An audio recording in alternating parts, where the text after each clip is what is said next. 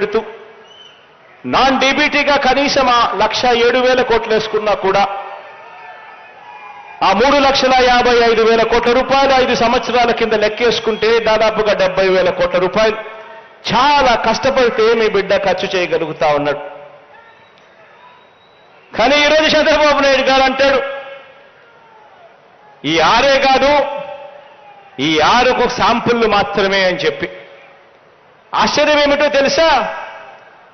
మీ బిడ్డ చేస్తా ఉన్న ఈ మంచి కార్యక్రమాలలో కొన్ని కార్యక్రమాలు, మీ బిడ్డ చేసే కొన్ని కార్యక్రమాలు ఎవరికైనా కూడా టచ్ చేయడానికి కూడా ధైర్యం సరిపోదు.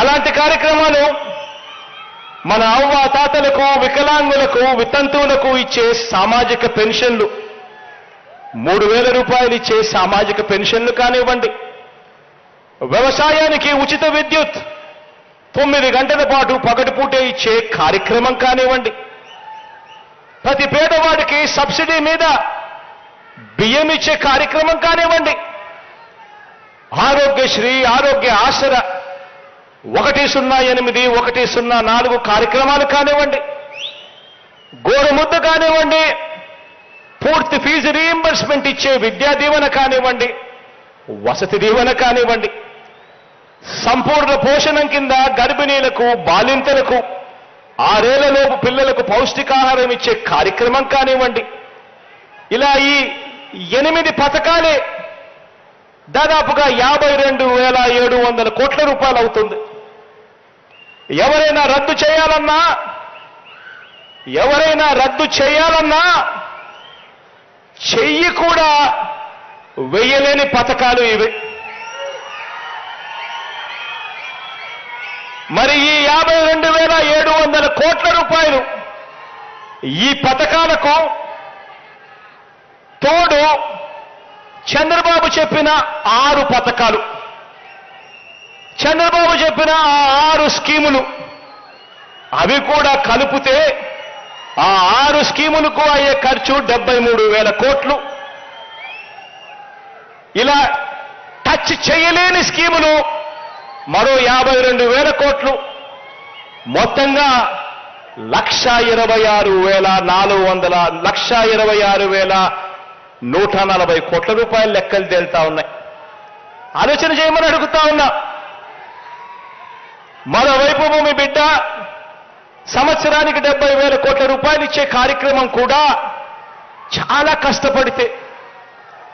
కష్టపడితే వ్యవస్థలో విపరీతమైన మార్పులు తీసుకొస్తే, ఎక్కడా కూడా లంచం అనేది లేకుండా చేస్తే, ఇంతగా పారదర్శకత చేస్తే, కష్టపడితే 70,000 కోట్ల రూపాయలు ఇచ్చే పరిస్థితి మీ బిడ్డ చేస్తా ఉంటే, గతంలో ఏమీ చెయ్యని ఈ వ్యక్తి, ఏ స్కీము పెట్టని ఈ వ్యక్తి, ఏ మంచి చెయ్యని ఈ వ్యక్తి, గత చరిత్రంతా కూడా మోసాలకే పరిమితమైన ఈ వ్యక్తి ఈ రోజు మీ బిడ్డ 70,000 కోట్లు ఇస్తా ఉన్నాడు సంవత్సరానికంటే, లేదు కాదు 1,26,000 కోట్ల రూపాయలు నేను ఇస్తాను అని అంటా ఉన్నాడు అని అంటే, ఆలోచన చేయమని అడుగుతా ఉన్నాను.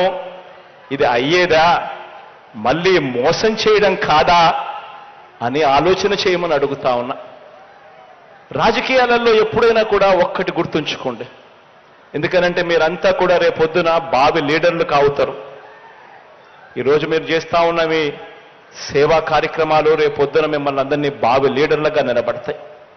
కానీ ఒక్కటి గుర్తుపెట్టుకోండి, లీడర్ అనేవాడు ఎలా ఉండాలి అనంటే, లీడర్ నోట్లో నుంచి ఒక మాట వస్తే ఆ మాట కష్టమైన నష్టమైన ఆ మనిషి ఆ మాట మీద నిలబడతాడు అన్న నమ్మకం ప్రతి పేదవాడిలోనూ ఉండాలి.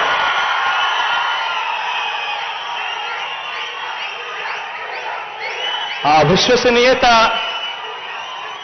విశ్వసనీయత ఏ రోజైతే ఆ లీడర్ ఇవ్వగలుగుతాడో అప్పుడు ఆ లీడర్ను నమ్ముకున్న ప్రతి కార్యకర్త, ప్రతి అభిమాని, ఆ అభిమాని వాలంటీర్ అయినా కూడా కాలర్ ఎగిరేసి అదిగో మా లీడర్, ఆయనే మా స్ఫూర్తి అని చెప్పే పరిస్థితి వస్తుంది. ఈరోజు